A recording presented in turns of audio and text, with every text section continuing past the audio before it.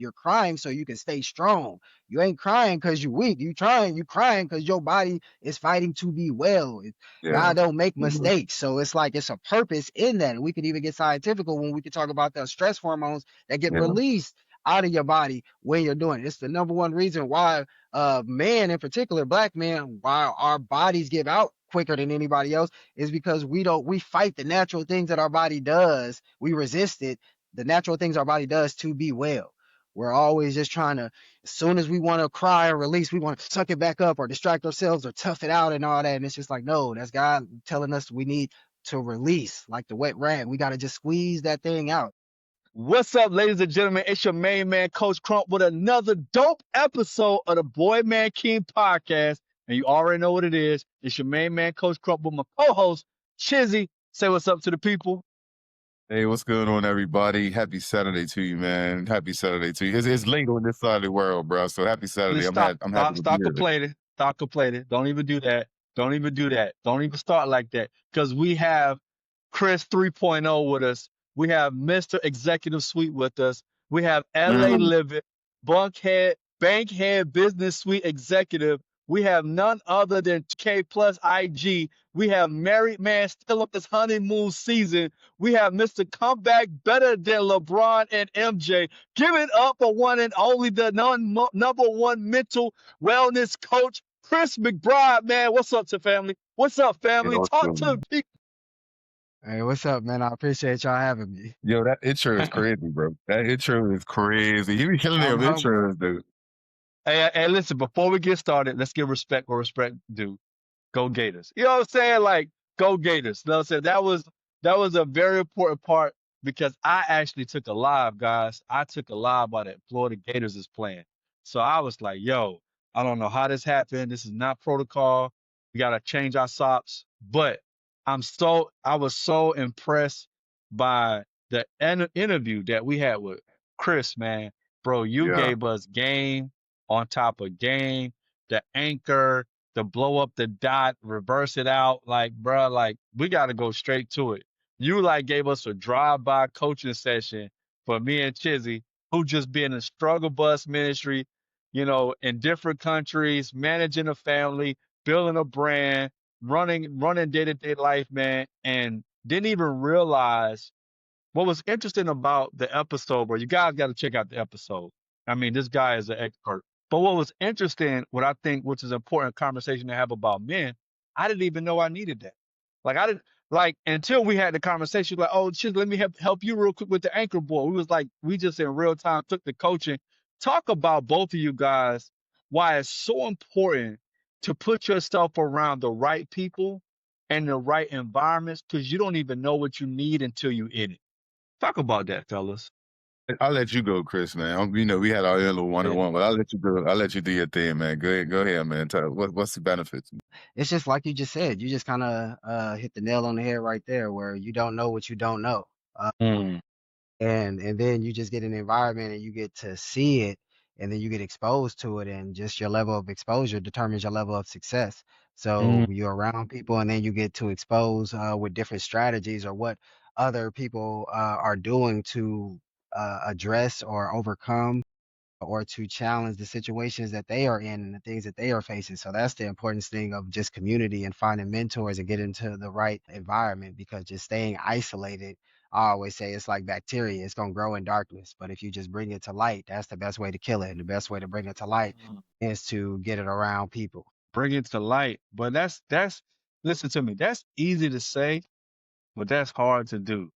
You know what I'm saying? Men got pride, bro. How does a man bring something that sometimes he's not even aware of to be vulnerable and transparent and receive coaching from somebody low key he don't really know like that. He's trying to build. But how does a man bring those things that are dark in his life, which really he's trying to work really hard to mask, right? He's trying to philosophize to mask. He's trying to make money to mask. How do a man even get to a space to bring his darkness to the light? I mean, I would say you got to drop all my fault, Chizzy. Nah, go ahead, bro. So it's you. This all you, bro. Do your thing, kid. I'll tap in, you know, in between you. Go ahead, do your thing. Are you funny? I had a live with Brad Butler, and he had said having no ego. And that kind of resonated with me ever since he said it. It's like, in particular, with men asking for help, it's the ego issue that really stops or prevents a lot of men or hinder men from actually getting the help that they need. So just dropping that particular ego and then mix with, what I always reference what Jeremy Anderson said, don't be conceited in your troubles or your problems. Like, there are other men that's out here dealing with what you're dealing with or experiencing what you have experienced. What you are dealing with Mm, isn't new to you, so you don't got to try to reinvent the wheel. It's like this is the one of the things that gives us dominion is the ability to be able to simulate what other people are experiencing. We don't have to learn through trial and error because our time is limited. So, trial could take a long time and error could be fatal. You can make one wrong move and end your marriage, end your life, end your business, end whatever it is. So what separates us again is the ability to be able to simulate. I can see what a Coach Crump has went through and endured and how he did it, and I can simulate that in my own mind and make necessarily adjustments. So that's the importance of getting around community and then having the vulnerability to be open about what you're actually dealing with. Because again, then you can simulate. You get in the right environment of people that were where you are at, but they are landed where you want to go, and then you simulate as opposed to again trying to reinvent the wheel over and over. Yeah, I also think there are some blind spots that prohibit men. For us, we kind of function in therapeutic and helping services and spaces that allow us to even be vulnerable to those things. My mm, question would be like, how does someone that's outside of that circle, that's outside of that community, how are they mm. able to break down the rigidity of masculinity and associate or even see what they need? I think for us is a little easier. I'm playing devil's advocate a little bit here because I think it's important to convey that not everybody has access. It's easy to say, let's get a community. Let's try to, put ourselves aligned with people who are in this space.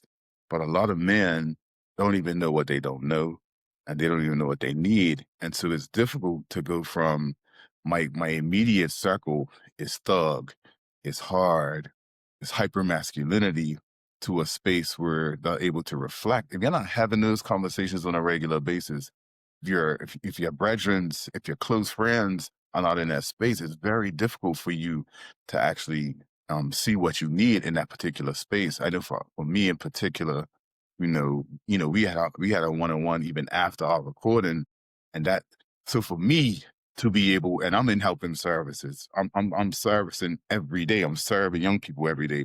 We're doing what we do here, so it was still challenging to say, hey man, I'm struggling in that area. I need some additional support, and we're in it. So imagine the brothers who don't have that, who are just like isolated and just really trying to figure it all out day in and day out. And they're like, man, I ain't got no time But that's into it. Like, you know what I mean? that's the alley oop you gave me, Chizzy. That's Yeah, it, bro. Like when you own that pride comes before the fall. And it's funny because I don't even like to coach men unless they're 30, Chris, because you shit. start you stop BSing. You know what I mean? Like Mm-hmm. you at the start of it. You know what I'm saying? Like you just stop the whole like trying to act like you got it together, but like you still got to fall on your face a little bit because when the student is ready, the teacher will appear, right? And for a lot of men, the reality is that pride has to fall flat on his face. Me and Chizzy known each other for 20 years, Chris, but it Yeah, wasn't until shit hit the fan that he was like, bro, I can't blame her no more. I can't yeah, blame the economy no more. Like I need to deal with me. And my experience has been, I'll let you get your expertise on this, Chris, is that for most men, they got to fall, bro. And I just pray that the fall is not so detrimental. But the reality is, a lot of times it is. It's very traumatic. It's something that you wouldn't wish on yourself or anybody else. But the reality is, for a lot of us, including myself, it took a fall to be like, yo, I'm capable, or this can happen to me. It's like you come to a realization that either I'm capable of doing this, which is blowing my mind, or yeah, I'm in this type of situation. I'm in this situation, which blows my mind to realize, yo, I gotta be honest. There's a lot of elements involved, but I got myself into this. And so I gotta address the one thing that I can control is myself And so now I'm seeking help. Now I'm being humble. Now I'm asking questions. Now I'm researching on Google. So talk about that, Chris. No, I agree wholeheartedly with you. It's interesting because the phrase "you can't teach old dog new tricks" kind of comes from the same concept that we're talking about, where the older we get, it's kind of hard to just change for desire alone.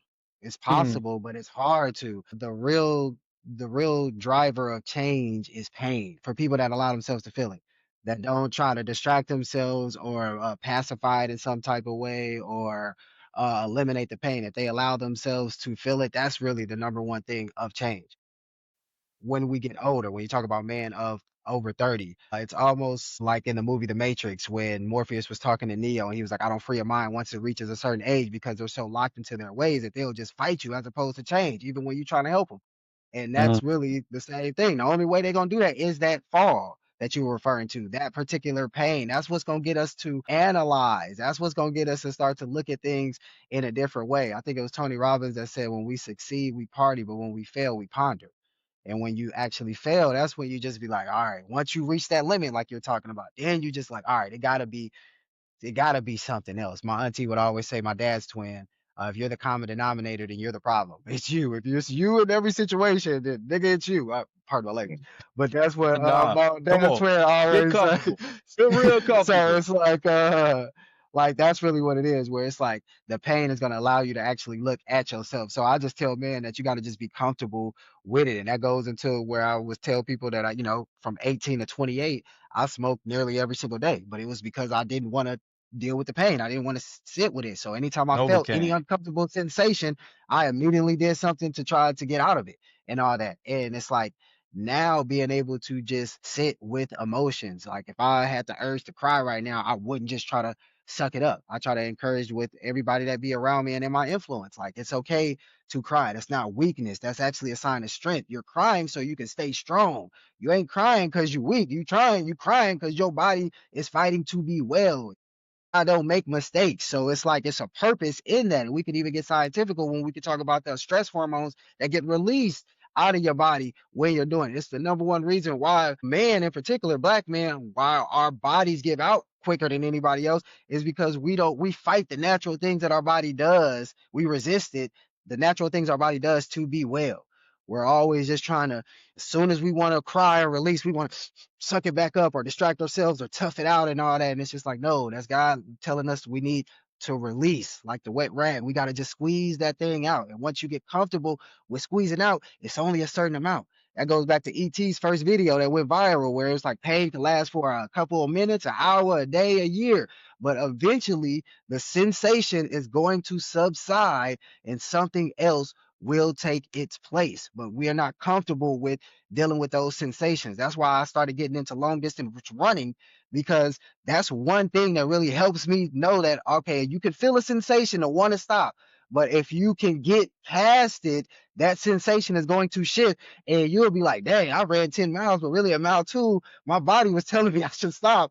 And I was able to break through Man, that and get through it that's and all that. And that kind of powerful. helps me deal with my emotions.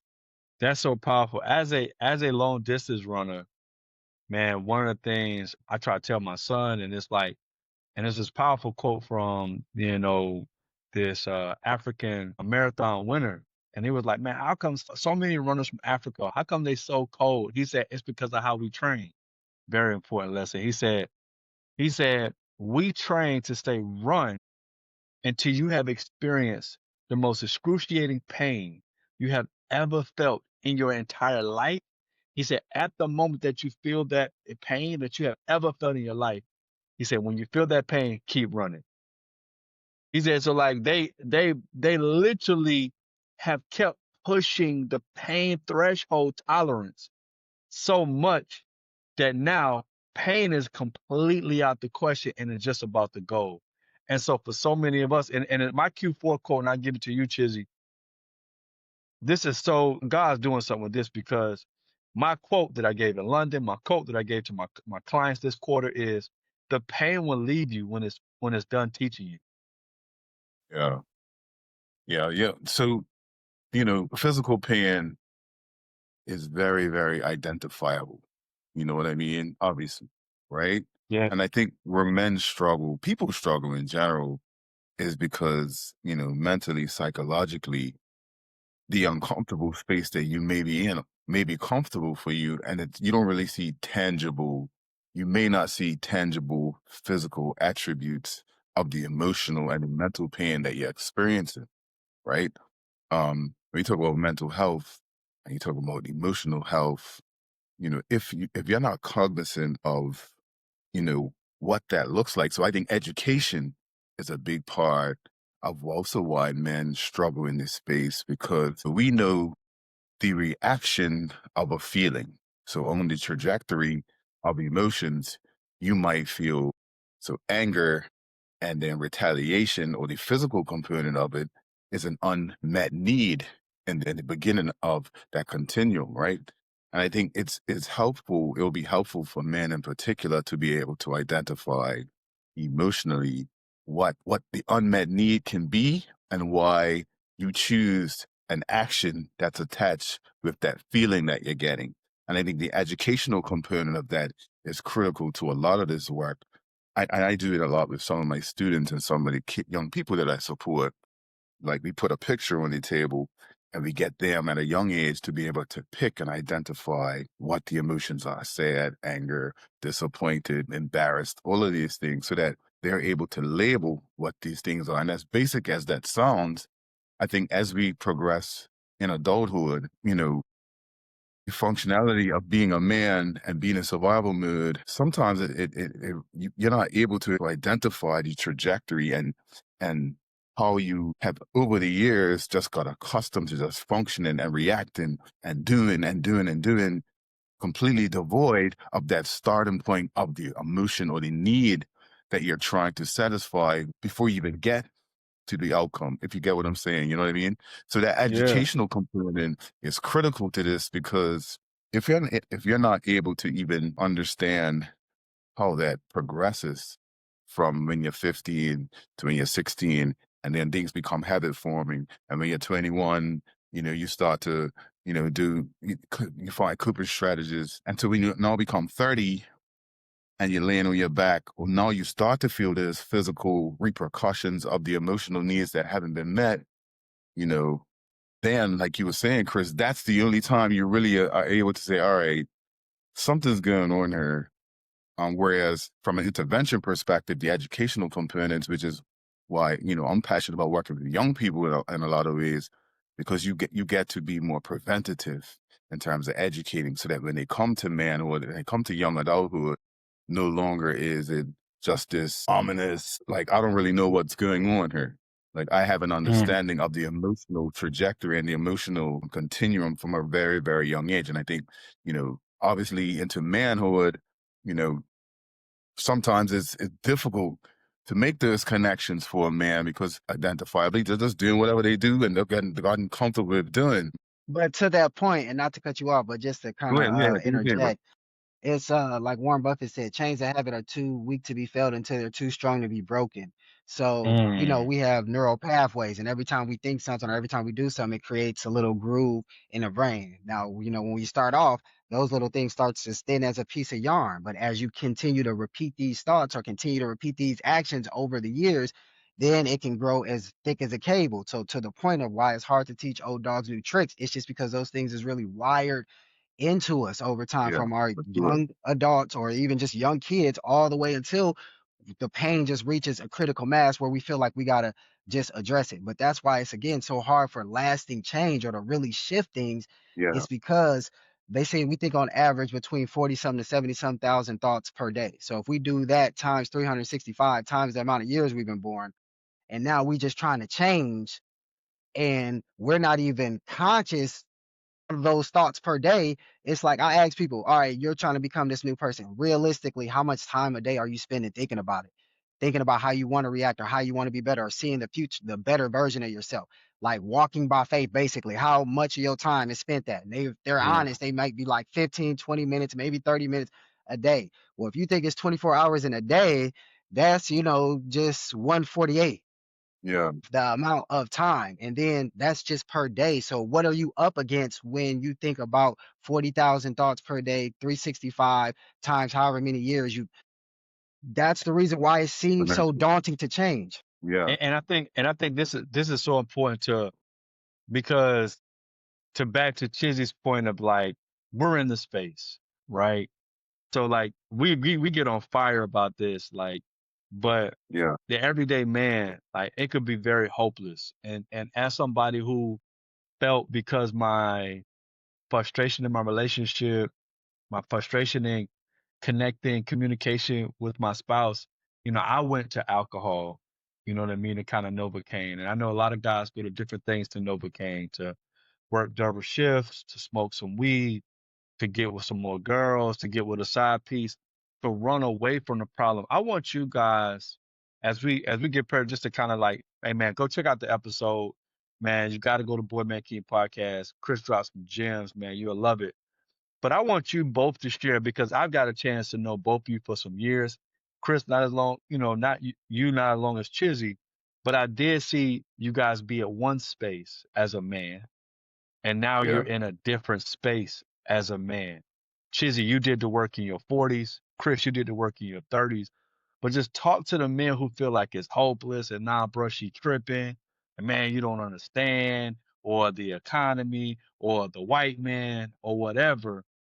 Talk about a little bit of your own journey of doing the work on yourself, that everything truly is figure outable if you give yourself that space to learn, to develop, to practice, as you said, Chris, until you get on the other side. Can you guys share both on your stories and your journeys about how, even though it may feel hopeless and it may feel like it's never going to change, that the work you do on yourself of changing yourself can change your situation? Yeah, Chris, I'll defer to you for now. I'll let you do your thing. What's really resonating in my spirit, and really what I tell a lot of people, is what you see is more important than what you say. And that was really instrumental in my shift in life. So, a lot of times it's like we try to, affirm our way out of it. We're trying to speak life into ourselves. We're trying to say these things. But in the book, The Power of the Subconscious Mind, it talks about the reason why a lot of affirmations don't work is because there's a conflict between the conscious mind of declaring what we want, but then the subconscious mind, which really controls our behavior and everything. And you don't really believe what you're saying. So you can say, I'm wealthy, I'm wealthy, I'm wealthy. But the images in the movies that you portray in your mind is of you going in an overdraft, or of you getting evicted, or of it not working out. You're saying, Mm, I want love, but what you see and project in your mind is the opposite and what goes wrong. And so what we see plays way more factor of how we feel in our body than what we're actually saying. So I had to really be mindful of the image that I had of myself that I wasn't aware of, because the image is the autopilot. It literally controls everything you do. That's why I tell people, watch what you say when you be like, I'm this, I'm this, I'm this. mm, Joel Osteen will say your life will reflect what follows after I am 5 years from now. So when you keep saying, oh, I'm this type of person, or I'm this type of person, the strongest force in the human personality is to remain consistent with how it defines itself. So once you keep saying something, you identify as that. They call it a scotoma. So we've all had situations where somebody was like, hey, can you go grab that off the counter? You go look for it, and you like, it's not here. And they like, it's right next to whatever. And you like, I'm looking right next to whatever, it ain't. And then they walk up and grab it. And you like, I swear I was looking and I didn't. It's because we don't really see with our eyes. We see through them with our mind. But the eyes can only see what the mind is able to No, comprehend. The mind can only comprehend what our emotional wounds allow us to see. So if we're saying things aren't possible, or I'm this type of way, they did a study called The Frog's Eye Teaches the Frog Brain. And basically, a frog eats flies. Flies is like always moving. But you can put a frog in a case of dead flies that's only been dead for 1 second. The frog will starve itself to death because it doesn't recognize it as food. We do the same thing when we're saying, I am this, or I am this, or my life is always like this. These things always happen to me. So this is the main thing that I had to address, which was the perception that I had of myself in relationship to the world. Always thinking mm. I deserved a certain type of relationship or certain type of treatment. I'm always waiting on the other shoe to drop and all this other stuff. I'm always thinking that people don't like me, or people don't want to be around me, or people are going to think negative things of me, or all these things, that I'm not good enough, that I don't deserve to be in the room with all these other people. I'm not capable. I'm not deserving of. I had to address why all these unconscious things was in my subconscious. And again, I had to start seeing where I wanted to land. When you're learning to drive race cars, and now I'm finishing, I'm sorry. When you're learning to drive a race car and you lose control of the vehicle, they always tell you, look where you want to go. Don't look at the wall, the rail, because you'll unconsciously steer the vehicle in the direction that you're looking. So you got to look where you want to land. It's the same thing in life. You got to see where you want to go, which is walk by faith. In Proverbs, it says, everything that the evil fear will desire, or everything that the evil fear will overtake them, everything that the righteous desire will be granted. So it's like you got to make sure that you're looking where you want to land, because it don't matter if you fear it or if you deeply desire it, you're most likely going to manifest it. We say Yeah, this thing. I know Chizzy got to go and share his, but we say this thing in culture. We say this thing in hooping, and we share this also in speaking. Let him cook. You know what I'm saying, yeah. Chizzy? Let Right. him cook, bro. Go ahead, Chizzy. No, I think I was at the extreme end of that spectrum. Like, I don't think I ever suffered from feeling, that imposter syndrome type space. And that was a bad thing. I felt like, I had this entitlement because, Good. I I, didn't want to say it, but good. That was good. I had the entitlement of, well, I'm showing up. I'm halfway decent looking. I'm halfway educated. I come from a good family. I was never a womanizer. All these things that, in Bermuda, you know, culturally, we didn't have the struggle somewhat of the American culture in terms of the imagery and the negativity, and of course, it's not a judgment; it's an observation in terms of what historically and what culturally things were like in Bermuda. We didn't have come from poverty. My parents are married 50 something years now, so I had this entitlement of Mhm. I deserve it as opposed to putting in the work. And so, Mm. which caused me, so I was ego driven in a lot of things. Like, why aren't you receiving me in the way that I know I deserve to be received, Mhm. not having even earned anything? The work ethic sort of struggled. And so, when you come into a space where, you feel like you're the guy, I mean, confidence is one thing, but overconfidence is another thing that could be damaging. And I think for me, that was the damaging part. Like, I needed some humble pie. I needed to be humbled a bit. I mean, I got my humbling in relationships. I got my humbling, still continue to get my humbling with my kids. So it forces me to evaluate me as an individual Mm.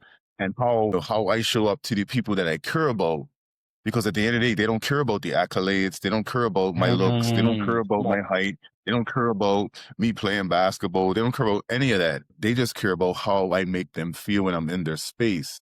And the arrogance of all of that forced me to really step back and evaluate me and say, all right, well, I may think I'm really, really good, but if they don't feel it and they're not seeing it and they don't perceive it in that same way, then it's all useless. And so, it's Yeah, a man. I fine line. Go ahead. Go ahead. Go ahead. Go Nah, ahead. that, Go ahead. that's good, bro. Cause like I'm in Chizzy's boat. I was entitled as well, Chris.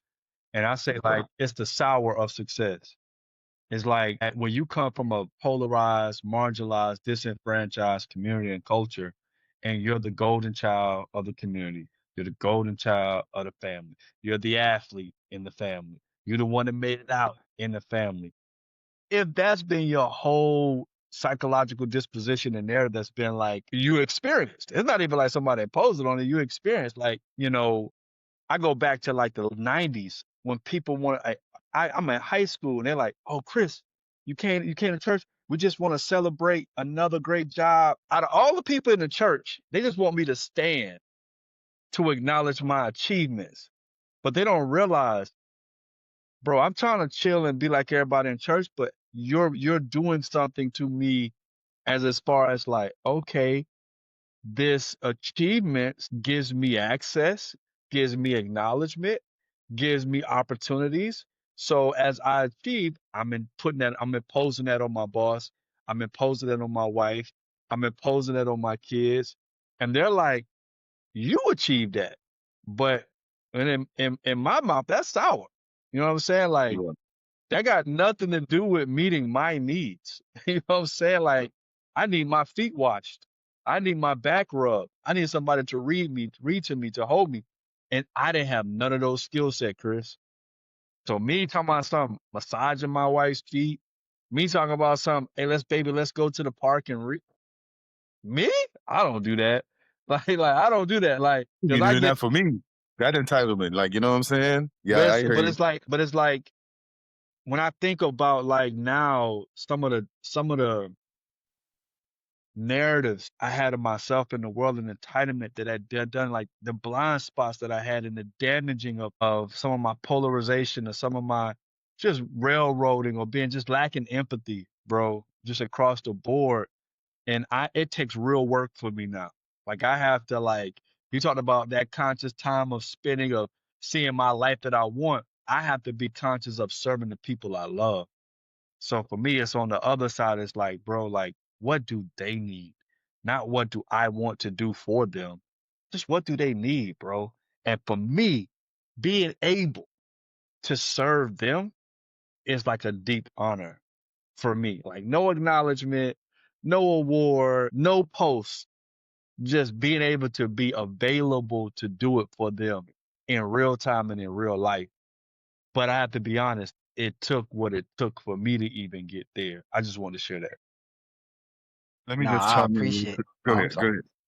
No, no, you got Chizzy. I didn't mean to jump in. I'll just say real quick, right? I don't want to give people the impression that, you just arrive at a space and everything becomes, rose colored glasses sort of thing. You know what I mean? Like, we're talking about this now, but at the end of the day, like, there's an attempt every day to continue on this upward trajectory, right? Because somebody's watching and saying, all right, I just have to make a decision.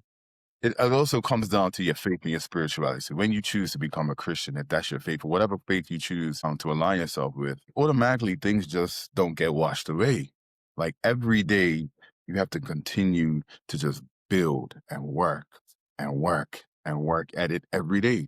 Because one thing you do know is, that ego and that pride and all those things we were challenged with before we took a different path and we took we really address those deficits, Mm. those things are still there. And you really have to try every day to keep them at bay, to keep your ego in check, to not let your small accomplishments now further bolster your entitlement and make you Mm. worse than what you were before. You know what I mean? So I just want to make sure that it's clear that, this is not, as we know, as we say, the journey continues, and that's real. That's more real now than it ever was. Because when you're brought into the light, you yearn for the light. The darkness still there. As you turn the light off, the darkness is still going to be there. But when you continuously pour into the light and the light just becomes a natural part of your routine and your day, metaphorically speaking, of course, um, you have to go into other places where light is, which is why we do what Mm. we do. You know what I'm saying? Because you yearn for that light and you need that light. And because you recognize that without that light, that darkness is still a possibility for you. And so you have to intentionally say, I'm staying away from it, protect yourself from yourself, so to speak. So you have to daily, and I'm going to reiterate it, it's a daily, sometimes Mm. arduous task and journey of taking either your mental health seriously, taking your spiritual health seriously, your financial health, your physical health. These things are daily routines. And that's, in my view, that's the only way you can achieve the outcomes that you're looking for. Because if you're expecting a quick fix, a quick turnaround, and you're still doing the same things, where it's similar to drug abuse, you know, you have to completely shift your environment to protect yourself from yourself. I'll defer to you, Chris. Great, nah, Chizzy, great job, Chris. We're gonna close out with you, man. We know you got some game for us. Oh, my apologies. Last thing, what I want to leave people with is just rise through the pain. Rise through the pain. So when it comes to pain, and it's an acronym, PAIN, I tell people like when you think about things that just has been causing you pain and you feel stuck and you haven't really been able to get through it. When we talk about processing it, what is the purpose of it? That's what the P stands for. Trying to figure out what is the purpose of it. I think of a lot of the pain that I endured, a lot of childhood trauma, childhood bullying, I was molested, all these different things like that. But that actually ties into my purpose in life, which is to educate, heal, and empower. Because I'm speaking from a place of actually experience of enduring it and actually overcoming the process of Mm-hmm. literally getting it out of my nervous system, which leads to the A in pain. What's the advantage? What is the advantage of this particular pain? Because it has an advantage. The same thing Napoleon Hill would say that every temporary defeat has the seed or equivalent of equal or greater value. You just gotta think on it to figure out what is the actual benefit from it. My benefit for my pain is, again, I feel I can connect with anybody who have experienced pain. I'm not afraid to go there. You had liked the video, Chizzy, when I was on live with two guys and a kid said he wanted to commit suicide. And I wasn't afraid to be able to go in that emotional space with him and then take him to the light, go into his darkness and go. That's an advantage of all the darkness that I had to actually endure.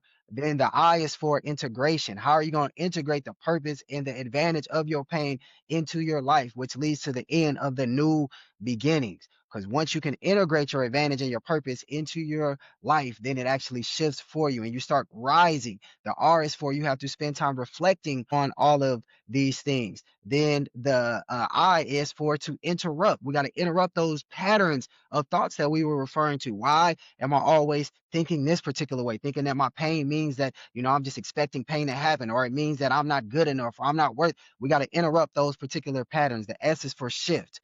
Then you start making the shift once you can interrupt those patterns. Then once you make the shift, you're Mm-hmm. able to empower yourself. So I always tell people just rise through the pain. Man, man, mic drop. Listen to me. You got it. Listen, if you got something from this, man, you gotta check out the episode, man. Chris dropped nothing but jewels, man. We really appreciate you, and man, and I gotta say this, bro. You know, I'm blessed as a coach that I get to see transformation in my clients, growth in my clients. Man, I'm proud of you, bro. As a man to man, I'm proud of you. I remember the energy, like it reminded me of Chizzy when he was mad. I remember the energy and the vitriol that life was just so unfair to you, and you were so frustrated for you to take the time not only to say, coach, I want to grow, I want to get this game, I want to look at myself and challenge myself, but to do it, it's one thing to get it, you know what I'm saying? But to do it and then see the results in like less than 2 years, it's like, man, super proud of you, Chris. You are so necessary for the space. You are so necessary for the time, man. The game, the insight that you've been given, man, just with our short time together, man, has blessed me and Chizzy personally. But man, 100%. you are a giant in this space, bro. And I pray God blesses you, your family, your marriage, your business, and all that you endeavor to do, bro. Man, appreciate you, man. That's love, Oh, thank man. you, man. I'm humble, That's man. I love. appreciate the opportunity. It's always great chopping up with y'all. And Yes, as we sir. say, We appreciate and your as we thoughts. say on the Boy Man King podcast, man, the journey continues. Journey Blessings, continues. man. We out. Y'all have a good one. Peace.